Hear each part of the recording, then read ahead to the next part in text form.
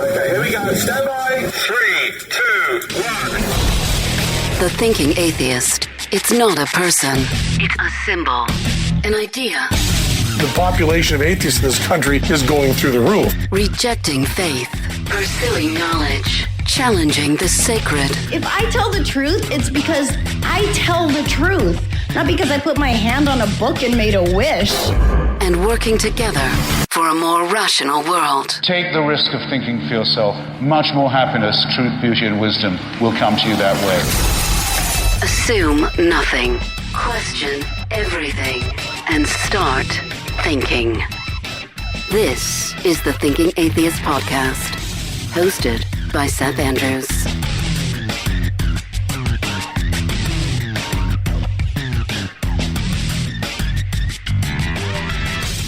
If you are anywhere near Springfield, Missouri on the 15th of November, I am going to be hosted by Springfield freethinkers to come out and give a presentation. This is brand new, by the way.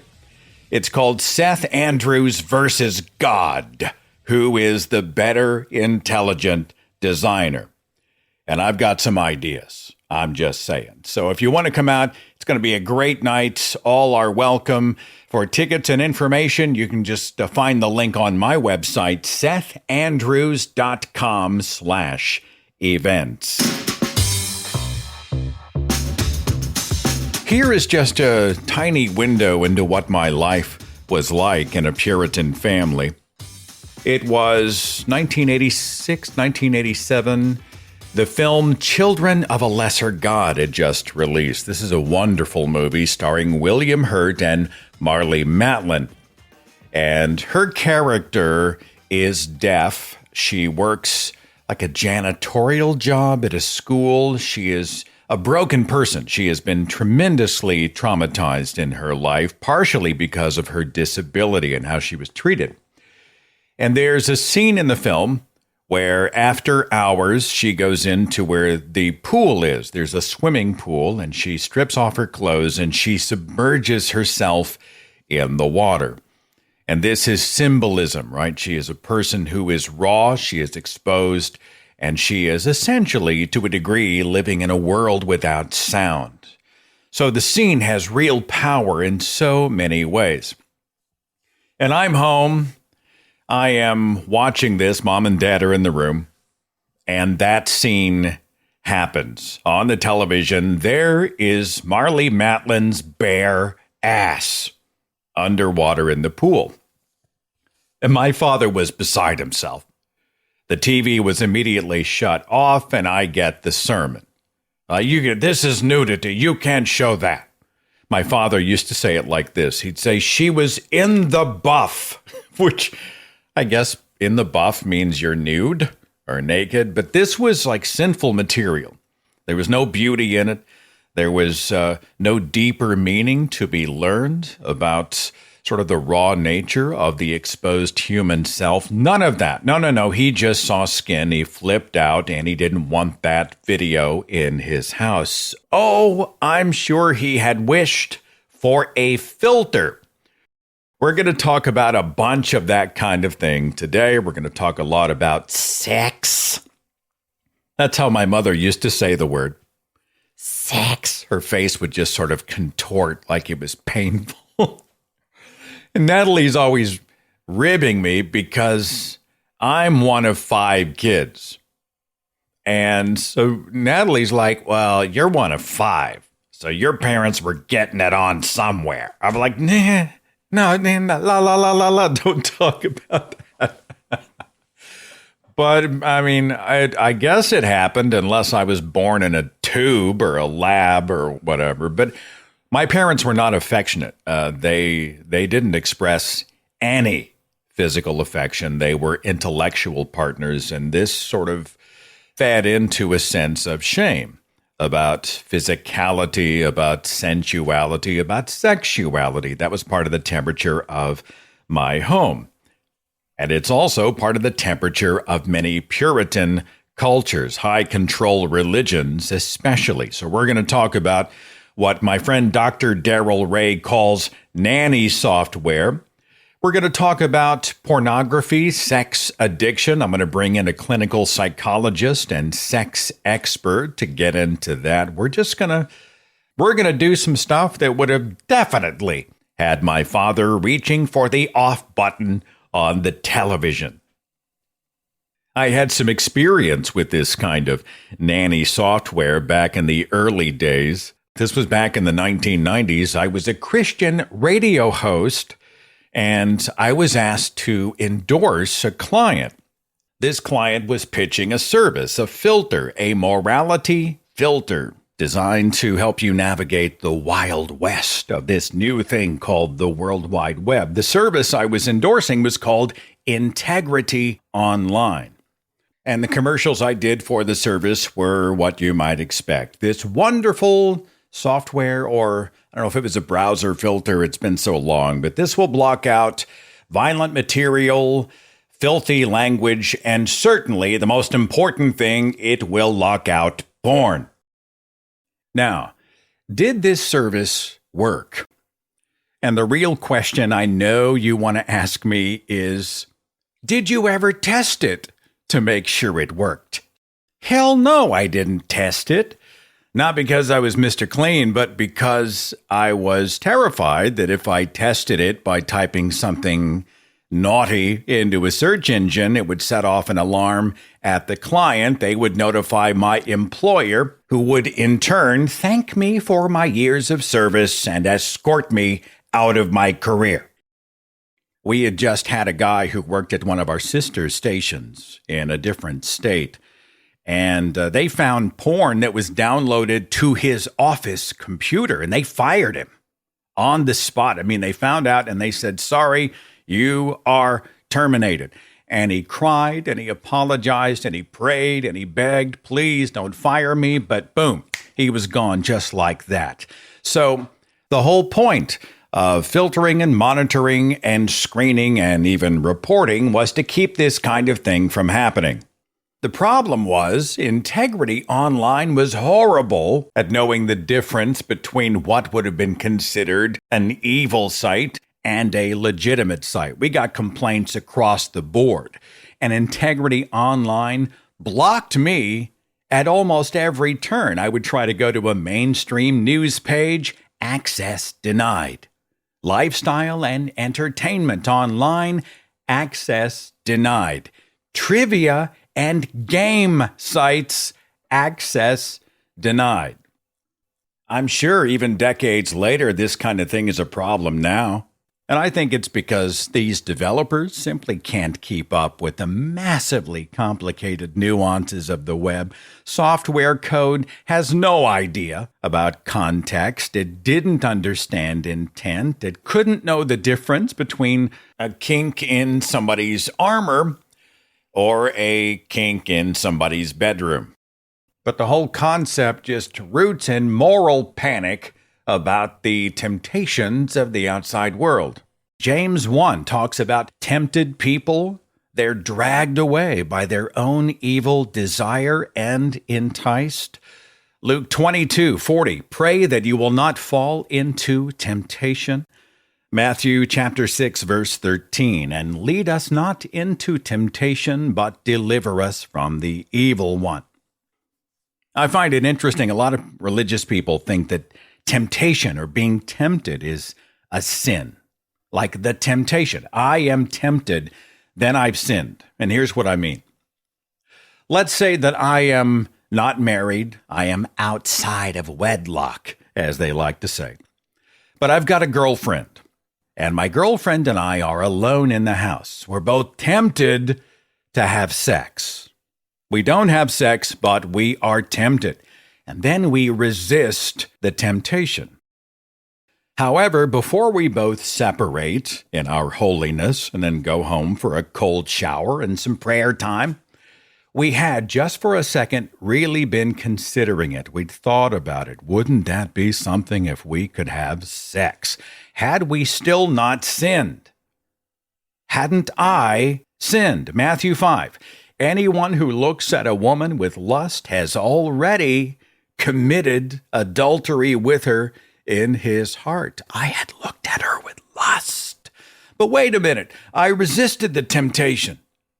I got out of there. I didn't have sex, but I was still a sinner. I didn't commit adultery, but I was still an adulterer. Does that mean temptation? Being tempted, considering the temptation is itself a sin. The book of Hebrews says that Christ himself was tempted in all things. Did he just express no desire to give in, or did he take a moment and say, what if, right? I mean, he was 100% God, but he was also somehow 100% man. Christ tempted in all things. The Bible says, flee temptation. But Christ stayed there. So was he a sinner? Jesus seemed awfully prone to surrounding himself with forbidden fruit. Did his eyes ever wander? Did he ever fantasize? Was he sitting at his ancient web browser wondering what might happen to him if he typed the words hot harlot? All he had to do would be to pull up his ancient search engine, Jerusalem, and then click download photo. Download speeds for naked pictures would have been really slow back then, but he's Jesus, so he could have sped that up. So tempting, Jesus was tempted in all things, just as we are tempted with all that carnality today. And lo and behold, accountability software is here to save the day. The website for Accountable to You. It is a marital aid, if you'll pardon the expression. It is a preventative dongle for your fondle. Okay, let me play you just a little bit of the website video about how Accountable to You works. So what can you do to help encourage your family's purity in this digital age? Introducing Accountable to You, software for all of the major operating systems that facilitates openness, transparency, and integrity between individuals and families through comprehensive, easy-to-read reporting. How does it work? Simply install Accountable to You on your laptops, desktops, and mobile devices. Then set an accountability partner for each device. For example, you might want to be the accountability partner for your kids, while setting your devices to report to your spouse or someone in your church. Accountability partners will then receive daily or weekly reports on device activity. Our sophisticated system can also send instant text alerts if something objectionable is detected, so partners can check in immediately. Okay, beyond the fact that these people need a sound engineer, somebody who knows how to properly mix sound so that the music doesn't drown out the narrator, what do we take away from the clip? And I'm not going to focus on children. I think that's a different conversation. Right now, I'm talking about the age of consent crowd. We choose an accountability partner. Accountable to You says it will link your spouse to everything you do online. Because nothing says relational trust like being monitored 24/7. Quick digression. I actually knew a couple where the wife would do this to her husband. They would sit down at dinner. I heard about this from their kids, by the way, their grown children who were kind of like, oh my God. But they would sit down at dinner and she would hold out her hand and he would be expected to hand over his phone. And she would just go through it, checking all of his text, who's talking to him, checking all of his photographs, checking his browser history, I guess. And I thought to myself, you know, I really appreciate the idea of openness and transparency, right? We don't want people who live secret second or even third lives. But is this how a healthy relationship works? Now, I'm not talking about somebody who sees a lot of red flags. You know, you have genuine, sincere suspicion that there may be infidelity going on, or there are lies being told, abuses being covered up in some way, abuses of trust. I think that's a different conversation. You know, I'm not talking about the CSI where you are having to do some some real digging, and maybe that does include private conversations that have been kept out of your view. I think that's different. I'm talking about a relationship that is defined by distrust. You sit down and they say, give me your phone. I'm going to go through everything. Give me all your passwords. I'm going to go through everything. Is that a healthy thing? Like a manual version of accountable to you, which sends out reports daily and weekly to the surveillance team, your accountability partners.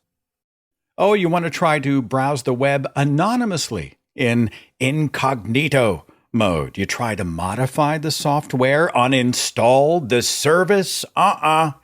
Alarm bells go off. Big Brother knows.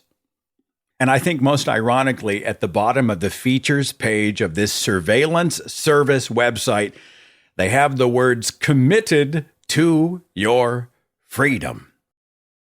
Accountable to you. That'll cost you about $150 a year. Here's another one. Ever accountable. Same stuff. Lead me not is another one. It lets you actually note what your specific temptations are. What do you struggle with? What's your inclination, your desire, your lust, your focus, your fetish? And Lead Me Not gives you extra material for those specific temptations and triggers. Do you feel triggered to sin? There's a button on the website. I'm triggered. And this is a bat signal to your accountability partner. Whoever that person is, they see this thing. Bob's being triggered. Kate is being triggered. Holy shit. I need to jump in and save the day. If you don't have an accountability partner, Lead Me Not will find a person for you. And I am not making this up. The website says it might even be Jason Matthew, the founder of the company.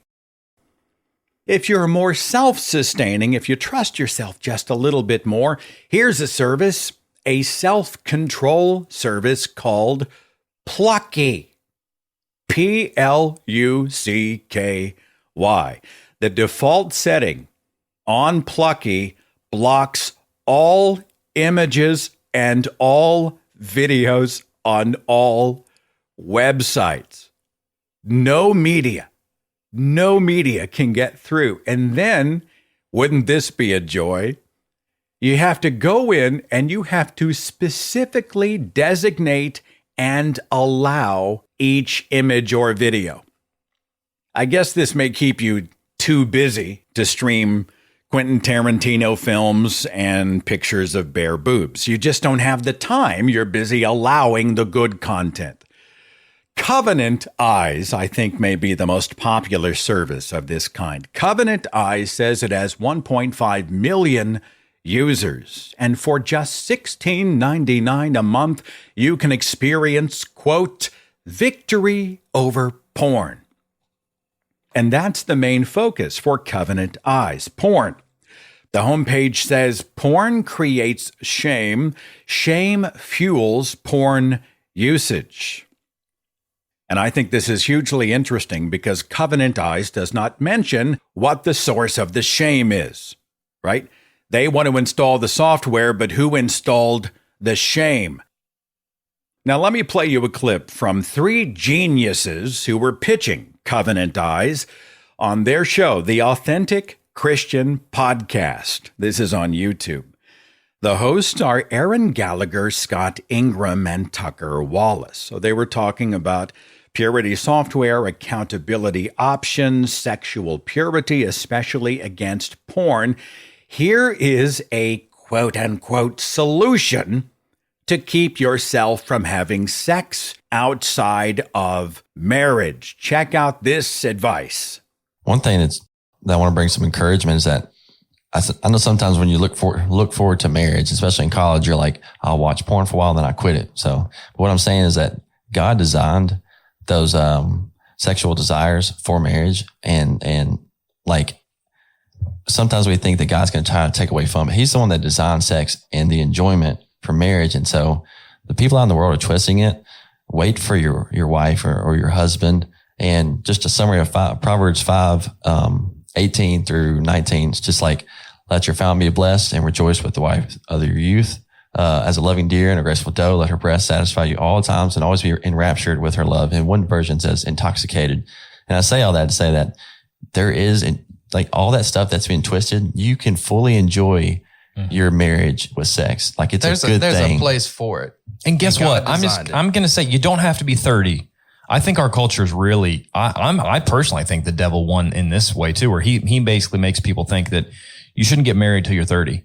Because if you get married, you want to wait, you want to live your life, you want to go to high school, you want to go to college, you want to sow your wild oats. I think it's stupid. I mean, my wife and I didn't get married till later. That's because I didn't meet her till later. But like, my advice would be 22. Yeah, that's better. My advice would be, don't wait till you're 25, 30, 40 to get married if you don't have to.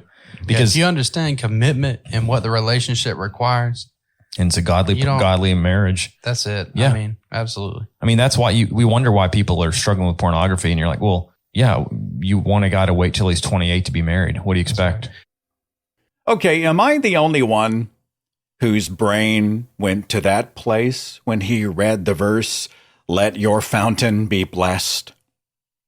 Is that what that means? I never thought about it before this moment.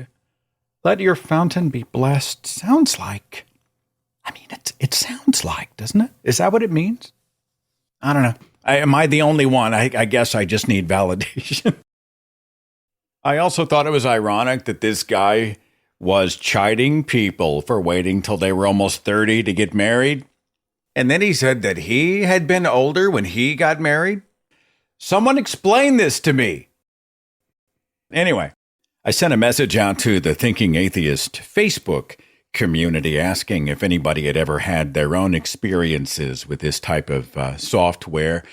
I had a guy named David. He said, my employer has a really good one, but it's less aimed at morality and more at protecting their computer network and keeping their employees from wasting company time watching movies or playing video games. So that's kind of a different animal. Danny said, I used an app once, I forget the name, from the website xxxchurch.com. Now, I have not clicked that link. I'm not recommending you click that link. I don't know what that link is. I'm just reading what it is. It monitored sites you visit in the background, and every 2 or 4 weeks, depending on your preference, it would email a list of the questionable sites you visit to an accountability partner you designate. The problem was that the software parameters of what was bad were so loose, it was adding lots of harmless sites to the list that made it worthless to use.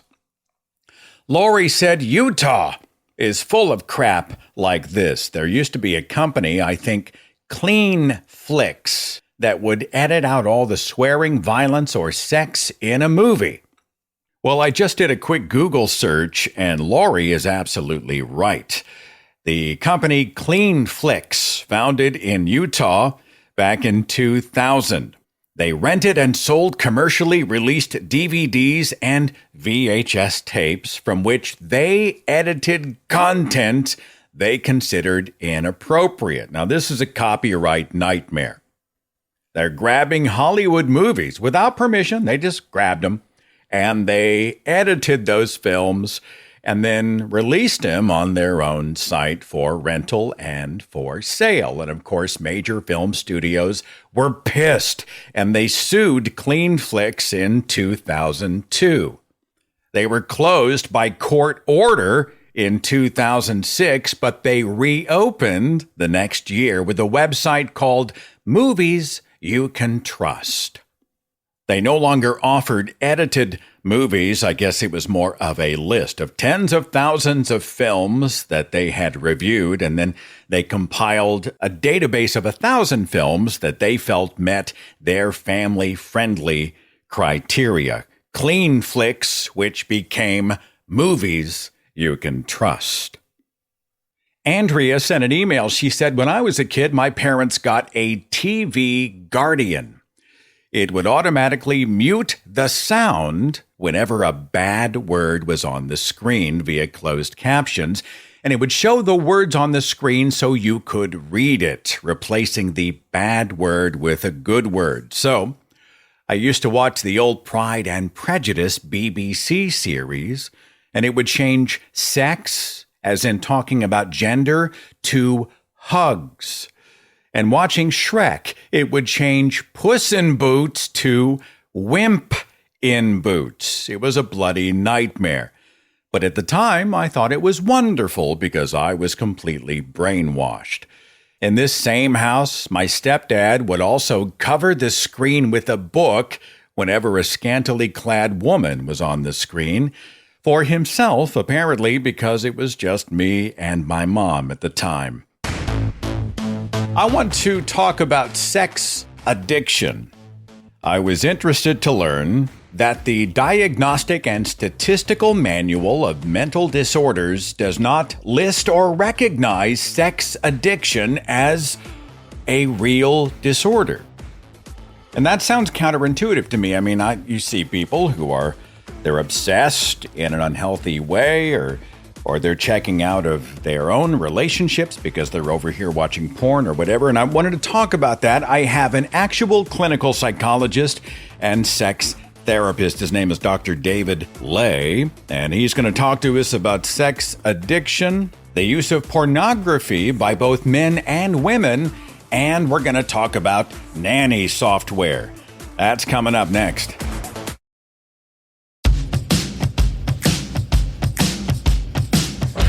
Glad you're here. Thank you so much for listening. And thank you so much for your support of this show on Patreon.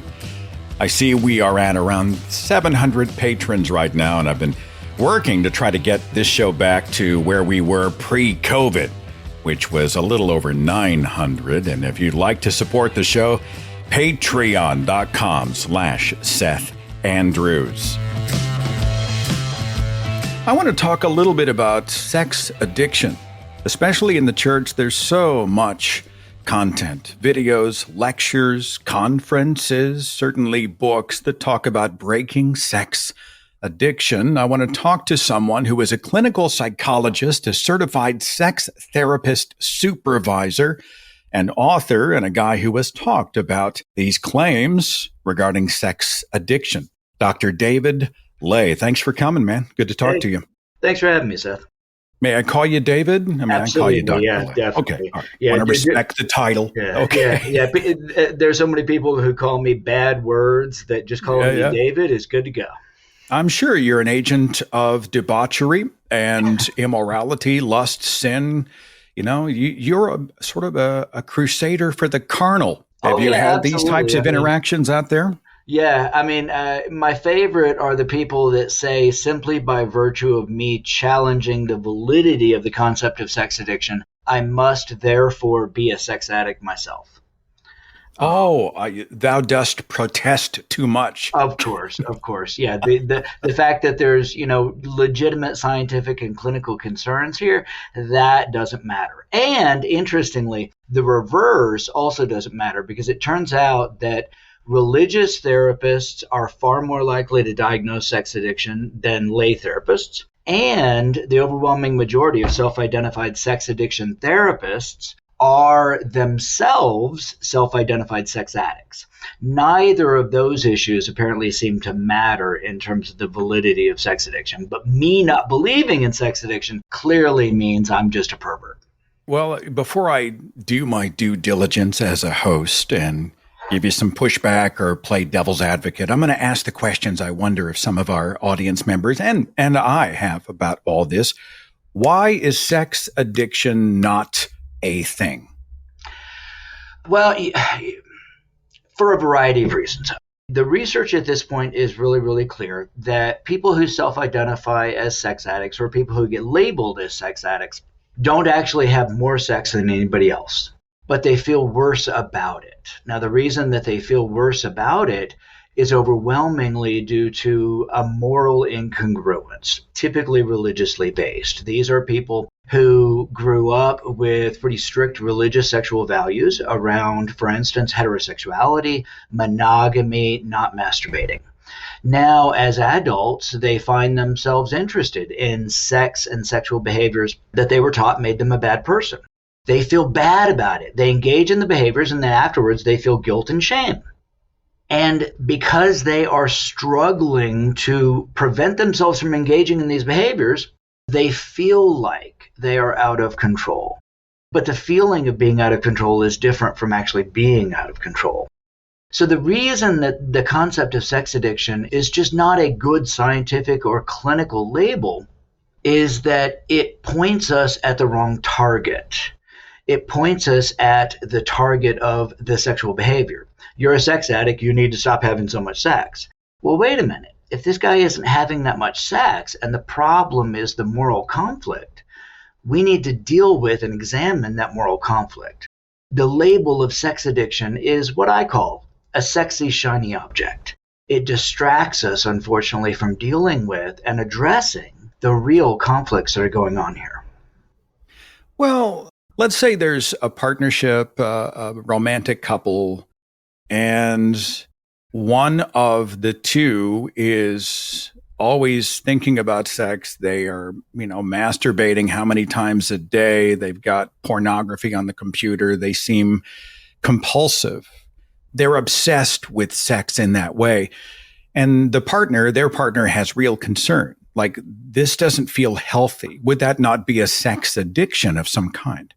First and foremost, it is what we call a desire discrepancy. It is one individual being in a relationship with somebody who does not share their level of sexual interest.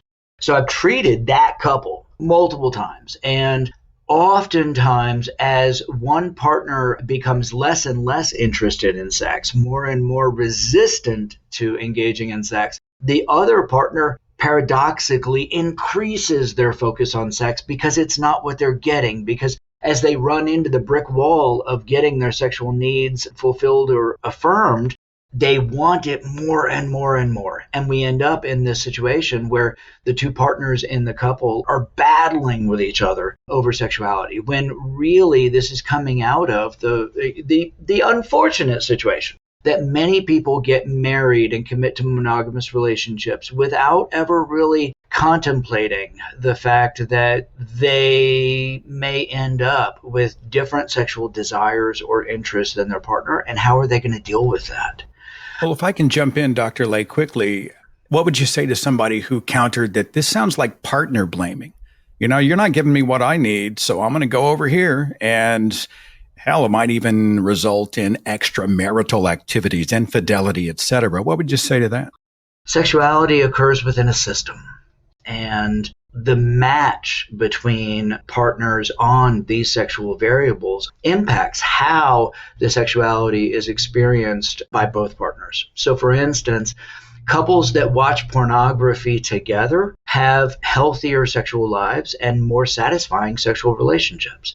But couples where one partner is watching pornography in secret from the other partner, or where one partner is watching more pornography than the other partner, tend to be relationships with a sexual mismatch that are sexually unsatisfied and sexually unhappy. But the pornography is an expression of unmet sexual need that the couple typically is not effectively negotiating or discussing, figuring out how they're going to address this discrepancy between them. I'm going to continue my church lady questions for just a second because I hear them so often. Pornography distorts notions of healthy sexuality. I mean, you see all kinds of stuff play out in porn videos, porn movies, porn in print. And there are many concerns inside and outside of religion that porn creates unhealthy notions of what sex is, of what consent is, etc. Does porn distort healthy sex? The biggest problem with pornography is that it presents an unrealistic idea of how quickly the plumber is going to show up when you have plumbing. In porn, the sink breaks and 5 minutes later the plumber's there. Holy crap. Yeah, but one of the concerns is that how do everyday people compete with the perfectly shapely, sexy, red hot porn star? How does real life compete with that? Yeah, pornography is fantasy. And we all have to be clear about that. The problem and the challenge is that the people most affected negatively by pornography are the people who believe that it is a realistic depiction of sex. So people who are inadequately educated around sexuality look at pornography and think that's how real sex works. They don't understand that pornography doesn't show the negotiation, the aftercare, the preparation, the lube, the discussions, the sex education that performers have in order to engage in these behaviors. They think, oh, you just jump in and pound away. But good sex takes a lot more than that. But pornography is a fantasy that we watch to relieve and escape from some of the burden of real-world sex. Real-world sex takes work. The same thing is true of romance novels, for instance. They depict a fantasy world where people engage in, behaviors and relationships that are not possible in the real world. The same is true in Hollywood. The X-Men movies. These are fantasies, and we watch them to escape from reality for a little while. The problem, again, is when people are watching pornography and thinking that they can translate those elements into the real world without all of those components, like negotiation, preparation, discussion, integrity, respect, etc.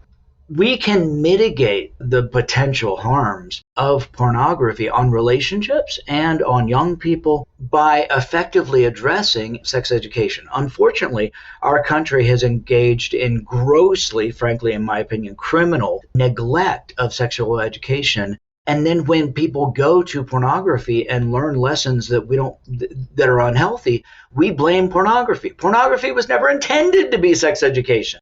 It became that way because we allowed a gap to exist, and then we so conveniently blame pornography instead of taking responsibility for our failure to address these critical issues.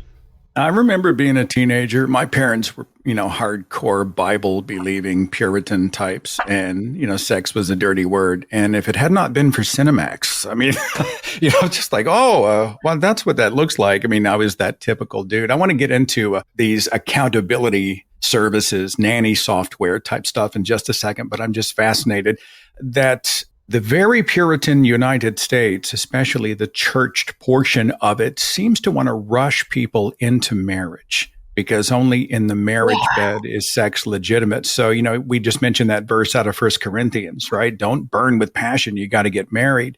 And this breeds a whole new level of dysfunction. You want to speak to that?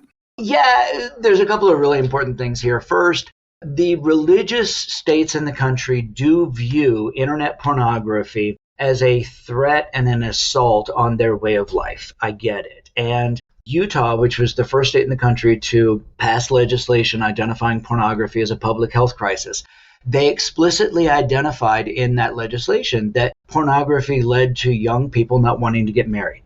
And they can't keep this material out as they allow the internet in, and in the modern world, we need the internet. And so they are seeing young people adopt sexual values that they don't embrace or agree with. Now, the interesting thing is, as people watch pornography, they become less religious and they become more accepting of sexual diversity. And so there really is a fact here that, pornography does lead to changes in the values and beliefs of young people watching it that are discrepant from those of religious communities.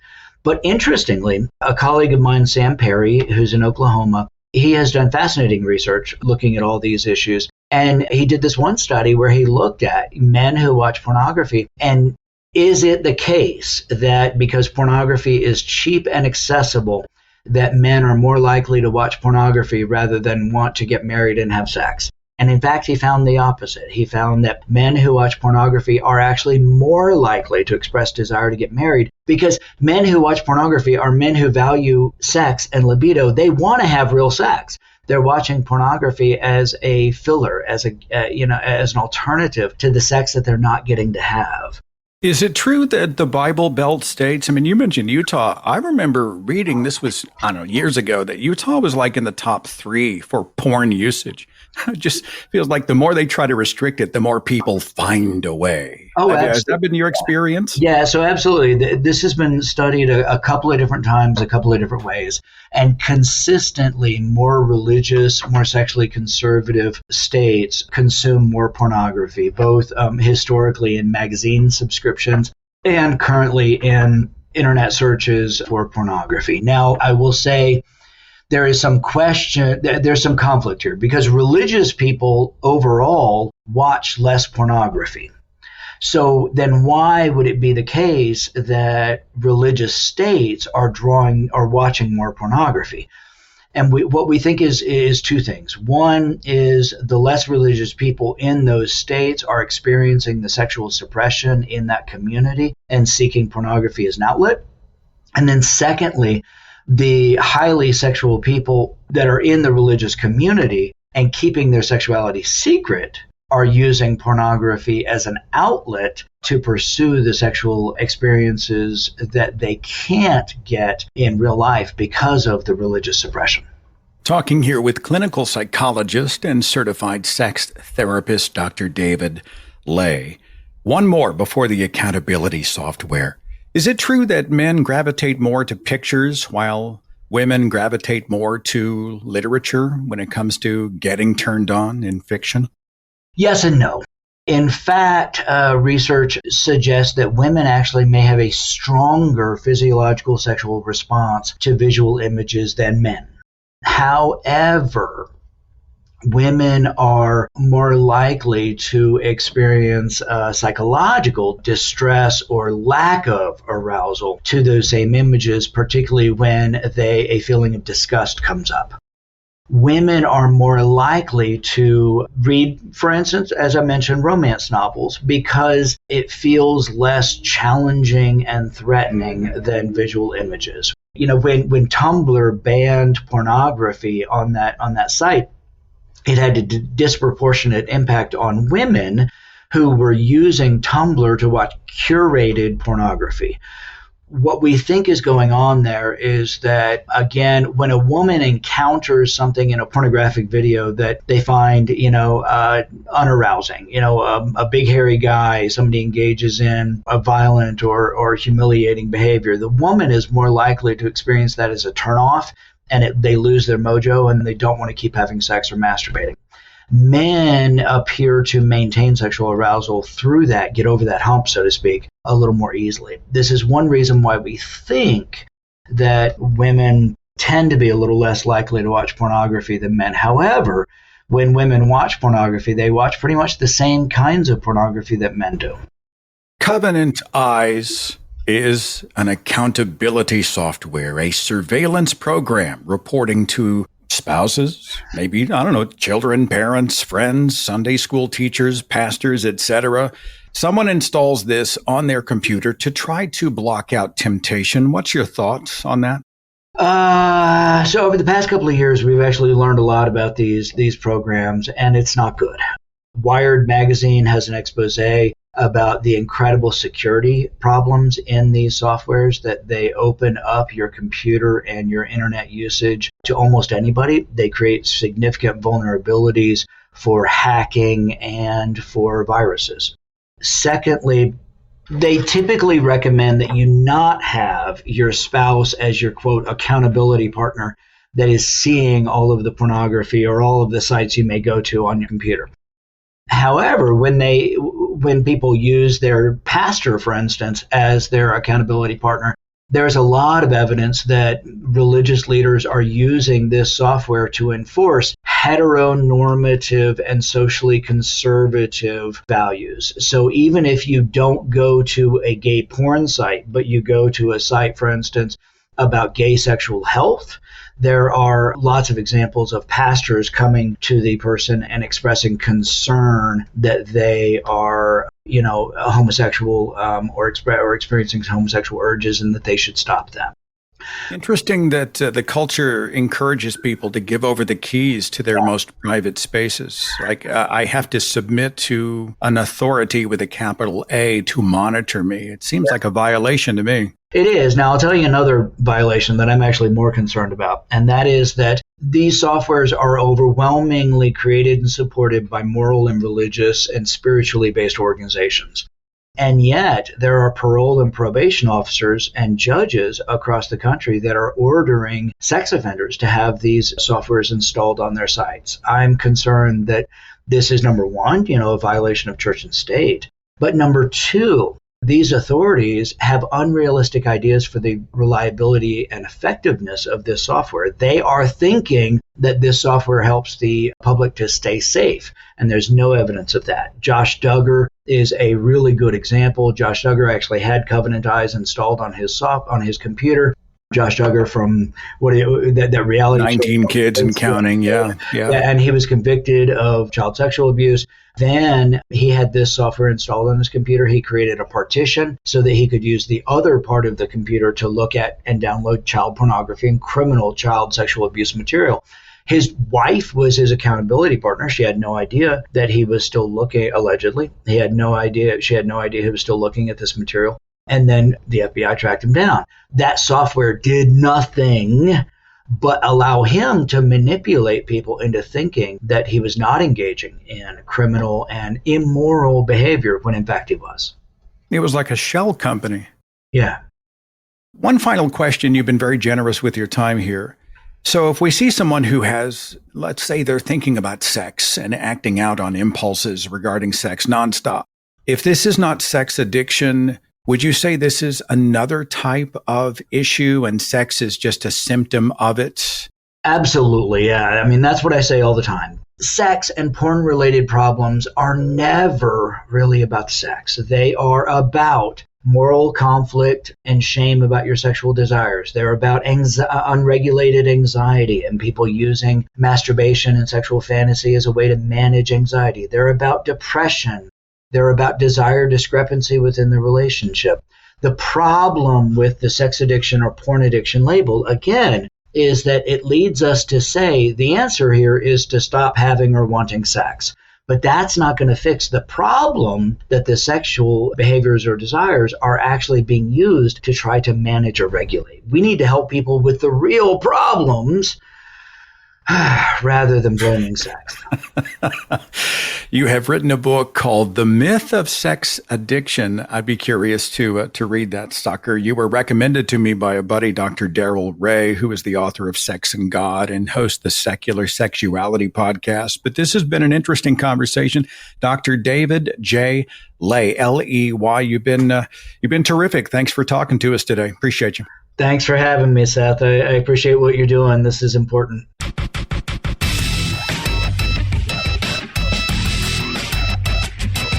I hope you found the show today interesting, compelling, educational, whatever. Leave your comments in the comments section, and I will see you back here next week. Follow The Thinking Atheist on Facebook and Twitter for a complete archive of podcasts and videos, products like mugs and t-shirts featuring the Thinking Atheist logo, links to atheist pages and resources, and details on upcoming Free Thought events and conventions. Log on to our website, thethinkingatheist.com.